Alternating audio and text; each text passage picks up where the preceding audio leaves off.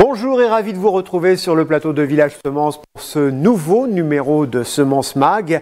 Et nous allons parler cet après-midi du plan de filière, de la filière semencière. Alors en 2018, les professionnels des semences se sont dotés d'un plan de filière. Un plan, on peut dire aussi, de transformation pour répondre aux enjeux d'aujourd'hui. Alors ce plan de filière, c'est quoi? Pour répondre à quelles attentes? C'est ce que nous allons voir avec nos invités. François Després, bonjour. Bonjour Philippe. Vous êtes président de SEMAE. Alors pour ceux qui sont de l'ancienne école, SEMAE c'était avant le GNIS, hein, c'est ça? Exactement. Et le puis, GNIS, ça n'existe plus, c'est SEMAE maintenant. Absolument. Et Pierre Pagès, bonjour Pierre. Bonjour Philippe. Et vous êtes vice-président, vous, de SEMAE. Alors, ce plan de filière, expliquez-moi ce que c'est. Parce que moi, ça me fait toujours un peu peur quand on dit on fait des plans de filière. Comme ça, je me dis, oulala, qu'est-ce qui se cache derrière tout ça? François Després.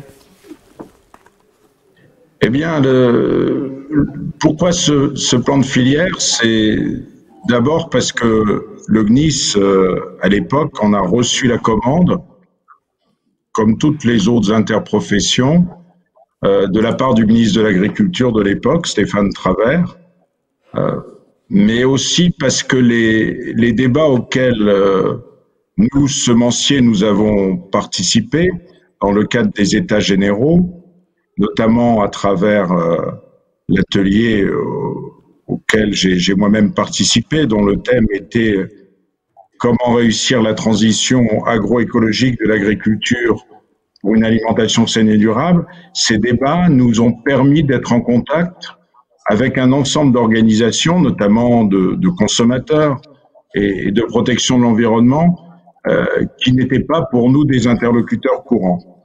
Cela nous a fait prendre conscience qu'alors que nous sommes forts de nos réalisations, qui sont largement reconnues, souvent citées, premier exportateur mondial, premier producteur européen, présent par les opérateurs semenciers sur l'ensemble du territoire national, innovant également, avec 15% de notre chiffre d'affaires investi en recherche et développement.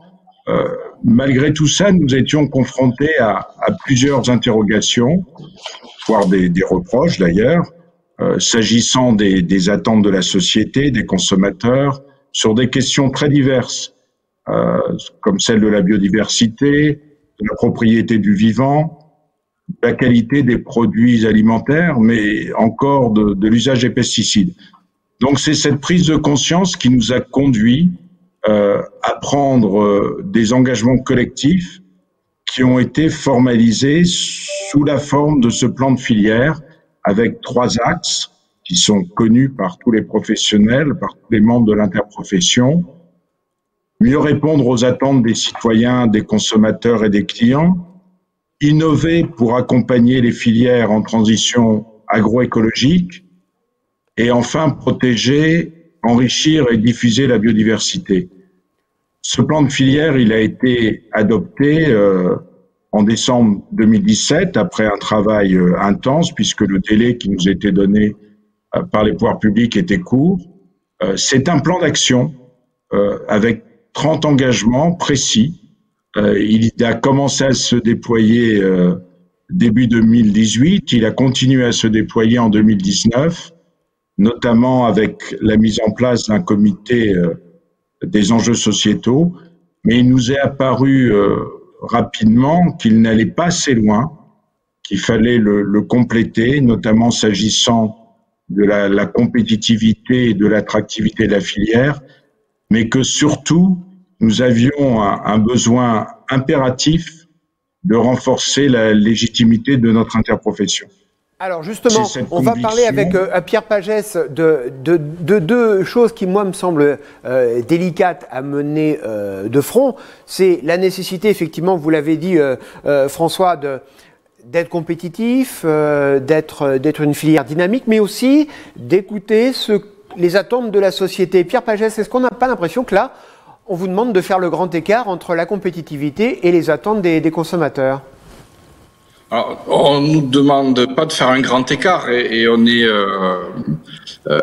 l'agriculture et donc le secteur des semences, on s'est assez vite emparé des enjeux qui se posent à nous en termes d'attente sociétale, mais c'est plus d'environnement et de s'approprier les enjeux environnementaux donc, les semences, c'est un vecteur, c'est un outil qui doit nous permettre d'accélérer cette transformation et d'accompagner cette transformation de l'agriculture. Donc, non, c'est pas un grand écart, c'est une adaptation qu'on doit faire. C'est une adaptation de nos organisations d'abord, et puis c'est une adaptation de nos modes de production.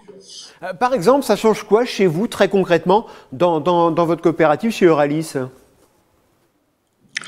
Ça change que on est de façon, si on prend un exemple, mais ça c'est toute l'agriculture, c'est pas que la coopérative Euralis, dans une réduction de l'utilisation des produits phytosanitaires et quand on demande aux agriculteurs de s'adapter, il y a certainement une évolution des pratiques qu'on doit faire, mais il y a aussi des outils comme les semences qu'on doit mettre en avant et qui doivent nous aider, nous amener des solutions. Sur l'utilisation des semences et sur ce que peut nous apporter en termes de génétique. On peut parler de résistance variétale à des bioagresseurs, de meilleure optimisation des facteurs de production, de résistance à des conditions sèches, par exemple. Tout ça, c'est des choses que les semences, enfin, c'est des outils que les semences doivent nous amener pour intégrer ces choses-là. Alors, François Després, il y a un mot qui revient régulièrement, et vous en avez parlé au tout début de ce rendez-vous, c'est celui de la concertation, je dirais de la concertation et même de l'explication. Alors, comment ça va se passer ? Si d'ailleurs vous l'avez probablement déjà commencé, comment on explique les choses ? Comment vous expliquez vos métiers à ceux qui étaient en face de vous, au bout de la table, pendant les États généraux ? Alors, on s'est rendu compte que nous avions besoin de médiateurs. Nos métiers sont compliqués, ils sont en perpétuelle évolution, notamment s'agissant de la recherche et des outils de la recherche.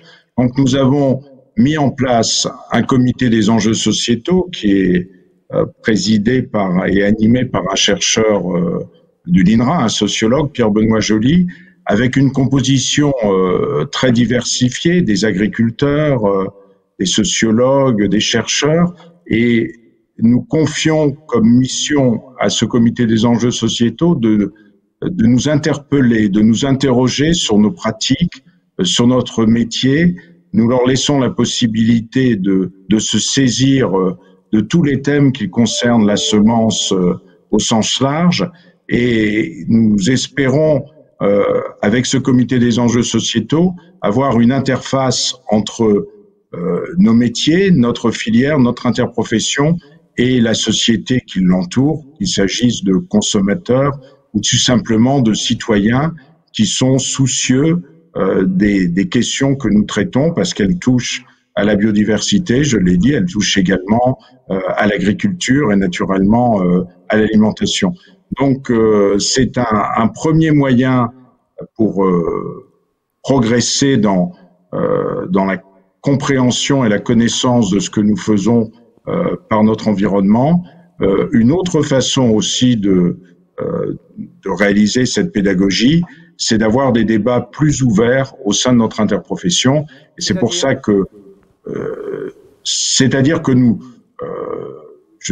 j'exagère, je force le trait en disant cela, mais depuis des années, nous pratiquons l'entre-soi, et une illustration en est par le fait que les décisions au sein de l'interprofession sont prises de façon très consensuelle entre les obtenteurs, les producteurs de semences, les agriculteurs multiplicateurs, les distributeurs et ceux qui représentaient les utilisateurs.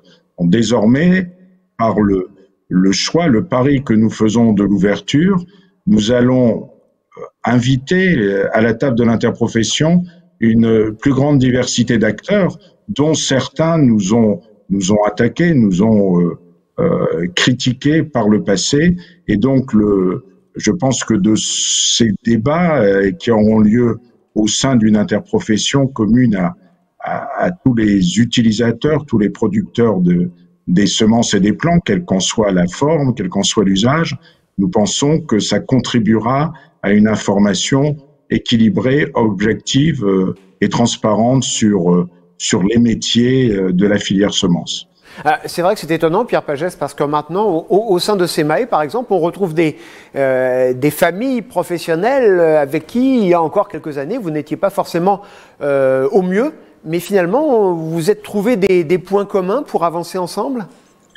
Parce que la filière elle n'est pas monolithique en fait, et on veut encore moins qu'elle soit clivée entre d'un côté des semences dont certains pourraient penser que c'est les bonnes semences, les semences certifiées, puis de l'autre côté tout ce qui est mode de production, d'obtention de semences alternatives. Non, l'interprofession, et notamment pour répondre aux enjeux dont on parlait tout à l'heure, aux enjeux qui sont les attentes sociétales et qui sont les enjeux environnementaux, pardon, l'interprofession, on a besoin qu'elle soit la plus large possible et qu'elle intègre les semences dans toute leur diversité. On a besoin de tout le monde aujourd'hui par rapport à ces enjeux-là, et donc on a besoin de retrouver au sein de, je parle de maison commune, comme le disait François, l'interprofession, c'est un lieu de rencontre. On doit pouvoir échanger avec les agriculteurs qui font leurs semences eux-mêmes à travers toutes les organisations de semences à la ferme, mais aussi aller plus loin que ça sur des modes d'obtention de semences qui sont des modes différents, ou des réseaux de production, de multiplication qui sont des réseaux différents. Et tout le monde doit trouver sa place dans l'interprofession. Et ça doit aussi être un lieu d'échange, voire de confrontation. Enfin, il y a eu des destructions de semences il y a une petite dizaine de jours dans une coopérative dans le Sud-Ouest. C'est extrêmement regrettable, voire révoltant d'en arriver là. Et je pense que plutôt que d'arriver dans ce genre de situation, on ferait mieux de se mettre autour d'une table et d'essayer d'échanger, effectivement de confronter nos divergences, mais aussi de trouver quels sont les points communs qui nous permettront d'avancer et d'aller dans la direction qu'on a évoquée tout à l'heure. Alors, une question à tous les deux. C'est bien les attentes d'être en phase avec à la fois certains de vos collègues qui n'ont pas forcément les mêmes logiques au niveau culturel, au niveau professionnel. C'est bien d'être à l'écoute des attentes de la société, des consommateurs. Mais est-ce que tout ça, finalement, ça ne revient pas à vous tirer une immense balle dans le pied parce que vous n'aurez plus forcément la même marge de manœuvre pour produire, pour mener des recherches et pour vous développer économiquement parlant? François Després. Non, les conditions d'exercice de nos métiers, elles ne sont pas faites par l'interprofession. Et j'en profite pour dire que l'interprofession des semences, SEMAE, ça n'est pas le lobby des semenciers. C'est une organisation interprofessionnelle qui doit permettre à l'ensemble de ces constituants d'exercer leur métier de la façon la plus efficace. Mais la réglementation, le droit des végétaux et des semences, c'est pas nous qui le définissons. Donc, je pense que le risque que vous évoquez n'existe pas. Par contre, l'atout que nous voyons dans cette nouvelle posture de l'interprofession, c'est de faire en sorte que toutes les semences, tous les débats autour de la semence se fasse au sein de cette interprofession et que, de facto, elle augmente sa représentativité, notamment vis-à-vis des pouvoirs publics, mais aussi des consommateurs et de la société dans son ensemble. Et j'ajouterai en complément que cette ouverture, cet élargissement est très pertinent parce que, comme l'a suggéré Pierre, quelles que soient les formes des semences utilisées, qu'il s'agisse de semences industrielles certifiées ou de semences fermières ou de semences paysannes, toutes sont confrontées aux mêmes exigences de qualité, de réglementaires par rapport à la santé des végétaux. Donc, il y a plein de choses communes à tous les opérateurs, de préoccupations communes à tous les opérateurs des semences, et les utilisateurs des semences sont également divers.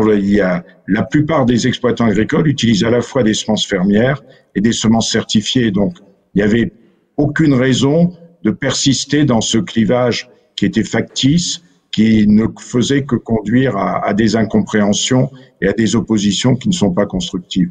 Et est-ce qu'on peut dire que la technologie, voire la puissance économique de certains, sont finalement profitables à tous aujourd'hui? Et inversement, certaines connaissances de certains qui ne sont pas forcément dans des logiques comme celles de vos entreprises peuvent vous servir?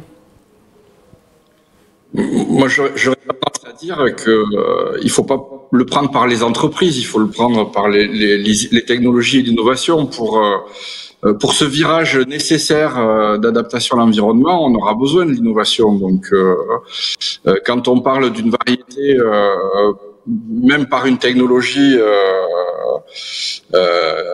qui est très innovante, qui va être mieux adaptée ou qui va mieux résister à la sécheresse ou qui va mieux résister à des bioagresseurs, quel que soit le mode de production, quel que soit le mode d'agriculture, moi ça m'intéresse parce que ça permettra soit d'utiliser moins d'eau, soit d'utiliser de pesticides. Et donc je pense que qu'on soit agriculteur en agriculture biologique ou en agriculture conventionnelle, ça intéresse tout le monde. En tout cas, ce qui va être formidable, c'est que, et c'est déjà un peu le cas, c'est que tout le monde se parle. C'est vraiment un objectif important qu'on recrée du dialogue entre, en tout cas, tous les maillons de la filière et la société. Alors déjà, la France était première puissance mondiale en matière d'exportation de semences. Là, si tout le monde se rassemble, plus personne ne peut vous battre. L'avenir le dira, mais la main tendue que nous faisons à ceux qui, comme vous le soulignez, ont parfois été critiques et durement critiques à l'égard de l'interprofession, et nous l'attendons avec sincérité, bonne volonté, et on espère qu'elle va être saisie et que tous les opérateurs qui sont concernés par les semences et plants, parce qu'ils font de la sélection, ils font de la production et de la distribution de semences, quelles qu'en soient les modalités, que tous les opérateurs accepteront de venir parler semences et plants au sein de la nouvelle interprofession SEMAE.